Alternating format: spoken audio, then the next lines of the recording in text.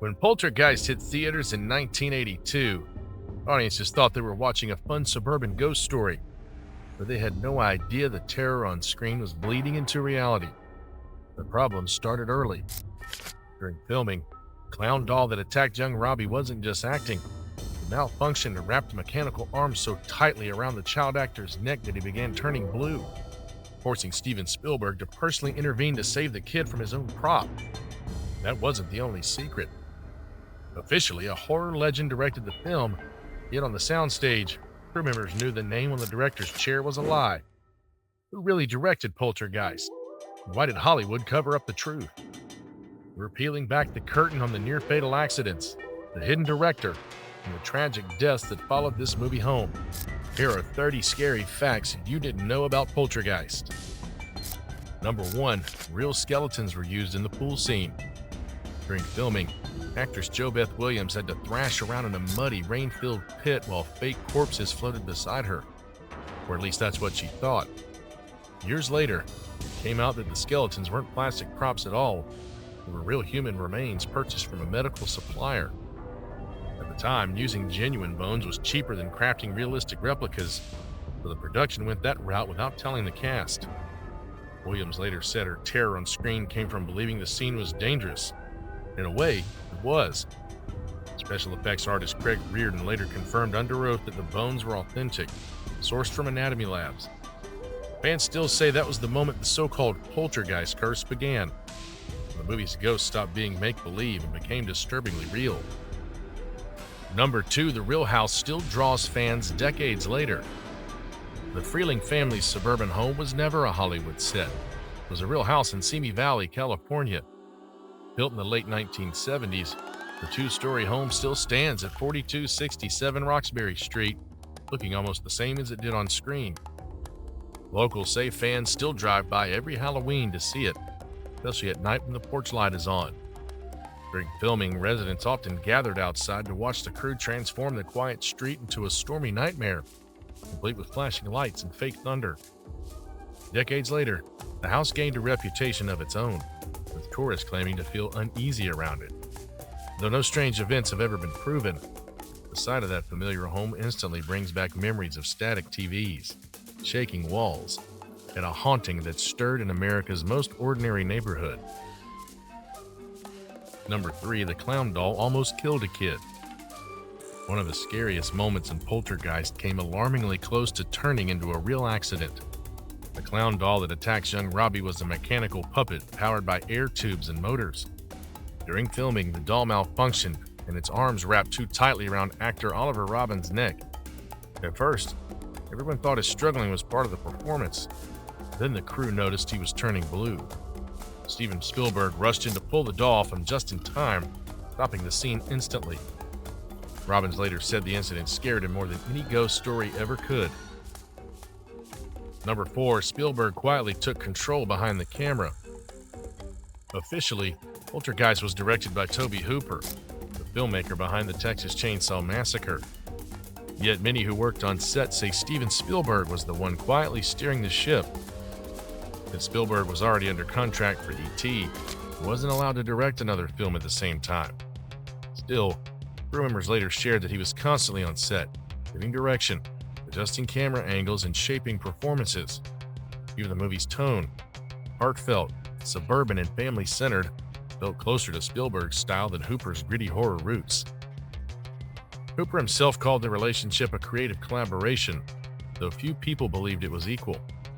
Over time, Poltergeist became known as the rare case where two strong creative forces merged so completely that audiences still debate who truly directed one of the most haunting films of the 1980s. Number 5, Dominique Dunne's murder shocked Hollywood. Just months after Poltergeist premiered, tragedy struck the young cast. Dominique Dunne, who played Dana Freeling, was only 22 when her life was cut short.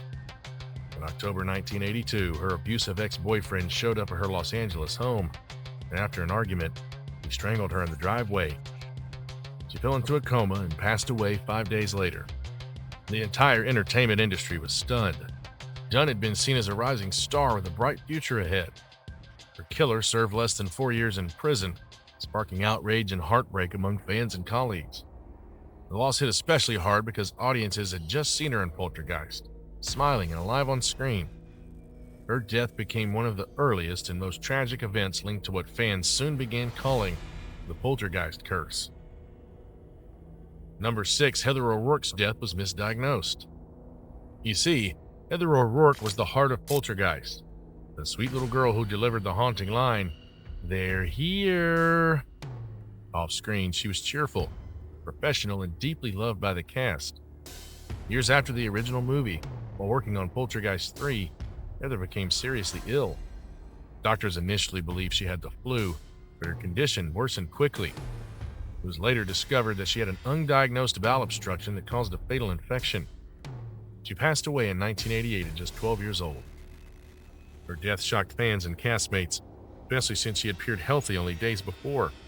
The studio went on to complete the third film using body doubles and existing footage, releasing it months after her passing. Number 7, the tree was real, terrifying. The gnarled tree outside the Freeling home wasn't a visual effect added later. It was a massive hand-built prop created just for the movie. The crew designed it with a full hydraulic system that allowed the branches to move, twist, and grab with eerie lifelike motion. During the thunderstorm sequence, actor Oliver Robbins had to perform inside the tree's mouth as the rain machines blasted water and wind from every direction. The set became so chaotic that the scene had to be filmed in short bursts to keep the cast safe. Despite the discomfort, the shot worked perfectly, giving the audience one of the most chilling moments in the film. Number 8, a real rotating bedroom was built for the film. To make the paranormal chaos feel real, the production crew built one of the most complex sets of the early 1980s, a full-size rotating bedroom. The room was mounted on a massive steel rig that could slowly turn in any direction, letting the camera capture actors and furniture sliding up the walls and across the ceiling. This clever design made it seem like gravity had completely shifted, even though everything was being carefully controlled. Young actress Heather O'Rourke had to perform while the entire room moved around her, creating the famous shot where she's pulled toward the glowing closet. The same rotating set technique later inspired similar effects in films like A Nightmare on Elm Street. Number 9, the beast was drawn to Carol Ann's life force. In the world of Poltergeist, the terrifying entity haunting the Freeling family wasn't just a random ghost. It was known as the Beast, a dark spirit drawn specifically to Carol Ann's pure energy. According to the film's lore, her innocence and strong life force acted like a beacon in the spirit world, attracting the restless souls trapped between realms. Paranormal investigator Tangina explains that the ghosts see Carol Ann as a guiding light, someone they crave and want to possess. This idea added depth to the haunting, making it more than a simple case of ghosts in a house. The story turned into a struggle for a child's soul, giving the movie its emotional power. Number 10, the static TV scene used an optical illusion. The haunting image of Carol Ann pressing her hands against a glowing television became one of horror's most recognizable moments. To create the eerie portal effect, the crew relied on a mix of practical tricks rather than digital animation. The glow was made by projecting bright static light through a smoky glass screen while using a tank of water and a layer of mist to distort the reflection. Combined with a dimly lit set and precise camera angles, it gave the illusion that the TV was alive and pulsing with energy. The result was both beautiful and unsettling, creating a sense of mystery that technology at the time couldn't easily explain. Number 11, the original concept was a dark sequel to Close Encounters. Before Poltergeist became the haunted house classic we know today, it started as a very different idea. Steven Spielberg originally developed a follow-up to Close Encounters of the Third Kind called Night Skies. The story centered on a group of violent alien visitors who terrorized a family in their home. When the project shifted away from science fiction, Spielberg and writer Tobe Hooper turned the same concept into a supernatural story, swapping aliens for restless spirits. Many elements stayed the same: the suburban setting, the family under siege, and the blend of wonder and fear. This shift created something new for audiences, mixing Spielberg's fascination with the unknown and Hooper's love for horror. Out of one abandoned alien movie came one of the most influential ghost stories in modern cinema history. Number 12, the movie was secretly filmed under a different title. During production, Poltergeist wasn't even called Poltergeist. To keep the project quiet, Spielberg and his team used the working title Amblin House, a nod to his production company, Amblin Entertainment. The name was meant to draw less attention while he was simultaneously working on E.T. the Extraterrestrial. Both films were shooting around the same time, and the studio wanted to avoid confusion or leaks about Spielberg developing two major projects at once. Crew members often referred to Poltergeist by its code name on call sheets and production notes. Once the movie wrapped, the title was changed back to reflect its supernatural theme, and Amblin House quietly disappeared from Hollywood paperwork. Number 13, both Poltergeist and E.T. premiered the same summer. In 1982, Steven Spielberg pulled off something few filmmakers have ever managed. He dominated the same summer with two massive hits. Poltergeist premiered on June 4th. Just a week later, E.T. the Extraterrestrial arrived in theaters. Both films shared similar suburban settings and themes of family and wonder, though one leaned toward the light and the other into pure nightmare. Spielberg was the creative force behind both, producing Poltergeist while directing E.T. His fingerprints were all over that summer's box office. Moviegoers jumped from one emotional extreme to the other, tears of joy one week, then sleepless nights the next. The two films ended up defining that year in cinema and cemented Spielberg's reputation as the rare storyteller who could make audiences feel every emotion, from comfort to absolute fear, all within a single summer. Number 14, JoBeth Williams reported strange events at her home. After filming wrapped, JoBeth, who played Diane Freeling, started noticing strange things happening in her real home.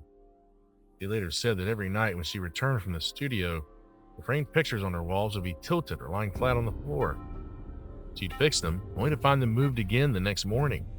Williams wasn't someone who believed in the supernatural, yet the timing unsettled her. The experiences stopped shortly after production ended, leading her to talk about it years later in interviews. Whether it was coincidence, vibrations from nearby construction, or something stranger, it added another eerie footnote to the Poltergeist story. Number 15, the medium's dialogue was improvised. Zelda Rubinstein brought her own torch to the character of Tangina Behrens, the soft-spoken psychic who became one of Poltergeist's most quoted figures. Many of her most memorable lines, including the famous "This house is clean," weren't strictly from the script. Spielberg encouraged Rubinstein to speak in her own rhythm, using her natural confidence to make the dialogue feel authentic. She took the direction seriously, blending her belief in spiritual energy with her acting instincts. The result was a performance that felt eerily genuine, as if Tangina really had a connection with the spirit world. Calm tone and deliberate pacing stood out amid the chaos of the film's final act. That single improvised line became so iconic that it's still referenced in pop culture today, proving how a few unscripted words can leave a lasting mark on movie history. Number 16, a former crew member was murdered. Years after the original Poltergeist wrapped, tragedy reached one of its lesser-known crew members. Lou Perriman, who worked behind the scenes and also appeared in a small role as Pugsley, was murdered in his Texas home in 2009. The attacker was a recently released ex-convict who had no personal connection to him. The news shocked longtime fans who had followed the film's growing list of eerie coincidences and early deaths. Perriman had continued to work in film and television for years after Poltergeist, often taking small character roles and working on local productions. His death came decades after the movie's release, yet it was instantly tied to the same curse that had haunted its legacy for years. Number 17, the house's cemetery story had a grain of truth. In Poltergeist, one of the most chilling moments comes when Steve Freeling's boss admits that their housing development was built over a cemetery. The story element wasn't random. It was loosely inspired by real incidents in California where suburban construction projects had been built on former burial grounds. Throughout the 1970s, reports surfaced of housing developers relocating headstones while leaving many graves untouched beneath the soil. Spielberg and the writers used that unsettling reality to ground their supernatural tale. It gave the movie a sense of authenticity that made audiences uneasy, especially those living in similar new neighborhoods. Number 18, Zelda Rubinstein claimed to have real psychic abilities. Zelda, who played the unforgettable medium Tangina Behrens, brought more than acting skill to the role. She also claimed to have real psychic experiences in her own life. Long before Poltergeist, Rubinstein said she had spiritual sensitivity and often felt strong energies in certain places. Her presence on set added an unusual atmosphere, and some crew members swore the energy around her scenes felt heavier than usual. She took her work seriously, often entering a calm, trance-like focus before delivering her lines. Off camera, Rubinstein became a passionate advocate for AIDS awareness and spiritual healing, earning respect in and outside Hollywood. Her performance as Tangina became iconic for its sincerity, making viewers believe every word she said. Number 19, the set was a playground of practical effects. Nearly every supernatural moment in the film was created with physical effects instead of computer graphics. The film's special effects team, led by Industrial Light and Magic, relied on a mix of mechanical rigs, air cannons, optical illusions, and layered film exposures. Flying chairs were pulled on invisible wires. Flashing lights were timed with smoke machines. The glowing portal scenes were shot using mirrors and animation overlays. Even the swirling vortex that pulls the toys into the closet was filmed with miniature props shot underwater. These techniques demanded incredible precision. Every movement had to align perfectly with the actors' reactions. The effort paid off, giving the movie a sense of realism that still impresses today. Number 20, the pool scene was shot with live electric cables nearby. Filming the pool sequence was one of the most demanding and nerve-wracking parts of Poltergeist. The scene required JoBeth Williams to climb into a muddy, rain-filled pit surrounded by skeletons and heavy lighting rigs. The set was flooded with gallons of water, and to create the storm effect, the crew used large lamps and thunder machines powered by live electrical cables. Williams expressed concern about her safety, fearing that the mixture of water and electricity could be dangerous. To reassure her, Steven Spielberg reportedly climbed into the pool himself, showing that everything was grounded and safe. The reassurance worked, and the scene went forward successfully. Number 21, the film inspired countless haunted house imitators. When Poltergeist premiered in 1982, it redefined what a haunted house movie could look like. Before then, most ghost stories took place in dark, gothic mansions. Spielberg and Tobe Hooper changed that by bringing the terror into a normal suburban neighborhood, something audiences could relate to instantly.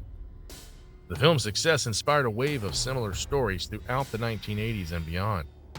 Movies like The Conjuring, Insidious, and Paranormal Activity all borrowed from Poltergeist's mix of family life, supernatural tension, and emotional stakes. Even shows such as Stranger Things paid tribute through its glowing portals and child-centered mystery. Number 22, the role was written for a little person. When the script for Poltergeist was first written, the character of Tangina Barrons was described as a small, powerful woman, commanding presence. The casting team wanted someone whose physical appearance contrasted with the immense authority of a spiritual guide. That's when Zelda Rubinstein was chosen. Standing at 4 feet 3 inches tall, she had a striking presence that instantly caught attention, both visually and emotionally. Her calm voice and intense focus made every scene feel grounded, no matter how chaotic the story became. The role turned out to be a perfect fit, and Rubinstein's performance transformed Tangina into one of horror's most recognizable mediums. Her character became so iconic that she returned for both sequels, proving that her size had nothing to do with her power. Her voice alone could silence a room. Number 23, the crew never blessed the set. Unlike other horror productions of that era, Poltergeist never had a formal blessing or protection ritual before filming began. In Hollywood, it wasn't unusual for directors to invite priests or spiritual leaders to bless sets, especially on films dealing with the supernatural. Movies like The Exorcist and The Omen had done this after crew members reported strange coincidences. For Poltergeist, though, the team skipped the idea entirely. The production went straight into filming, relying on tight schedules and Spielberg's detailed planning. Later, when accidents, illnesses, and tragedies started surrounding the cast, some crew members openly said they regretted not doing one. Number 24, the curse went beyond the actors. Over the years, strange stories began to circulate among crew members who worked on Poltergeist and its sequels. Some claimed to have experienced nightmares, sudden illnesses, or unexplained anxiety while working on the films. A few refused to return for later installments, saying they felt uncomfortable being around anything connected to the franchise. Technicians reported equipment malfunctioning without warning, while others described odd coincidences that seemed to follow them after production ended. These incidents were ever proven to be supernatural, yet the number of similar stories kept the Poltergeist curse alive long after the final movie. The pattern became so well known that even new cast members joined future sequels cautiously, aware of the chilling reputation surrounding the series. Number 25, the family dog beast wasn't CGI. Among all the chaos and special effects, Freeling's loyal golden retriever named E-Buzz was one of the most reliable performers on set. Trained by professional animal handlers, he responded perfectly to commands for every reaction, barking at empty corners, growling on cue, and even pawing at the closet when the ghosts arrived. In the movie, his character was simply called Beast, a playful reference to the malevolent spirit haunting the family. The dog became a fan favorite for adding warmth and normalcy to the eerie story. His calm behavior helped balance the intensity of the supernatural scene and made the family dynamic feel real. Unlike the film's ghostly chaos, every move the dog made was carefully rehearsed. E-Buzz's natural charm and flawless timing helped make Poltergeist feel like a living, breathing household under siege by forces it couldn't control. Number 26, Jerry Goldsmith's score sounded heavenly, then horrific. Composer Jerry created one of the most haunting soundtracks of the 1980s for Poltergeist. His goal was to blend innocence with terror through music alone. The film opens with a gentle lullaby sung by a children's choir, symbolizing safety and warmth.